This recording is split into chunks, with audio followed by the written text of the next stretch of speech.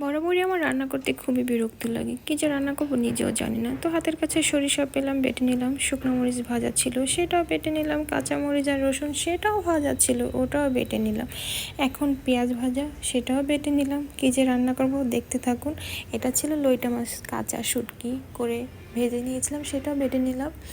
এখন টমেটো ভাজা, এটাও বেটে নিলাম। দেন বাটাবাটি শেষ, লাস্টের পেঁয়াজ আর ধনে পাতা সেটা সুন্দর করে বেটে নিলাম। বাটাবাটির কাজ শেষ, এখন সুন্দর করে লেটকায় পেটকায় মাখাই নিলাম। যত লেটকানো মানে মাখানো হবে তত ভর্তা টেস্ট হবে। লাস্টে কটা ধনে পাতা দিয়ে আর একটু মেখে নিলাম, তারপর আমি বাটিতে উঠাবো। এখন হলো আসল টেস্ট। পাটায় চাইটে ভাত না খেলে তো আর ভালো লাগবে না। তো সেই স্বাদ, জামাই যেটা না থুকু, জামাই তো নাই কেয়ার করা, শুধু খাইলে দিলে হবে, বিজনেস করতে হবে না। আমাদের কাপড় লতা পেজে নতুন বোরকা চলে আসছে।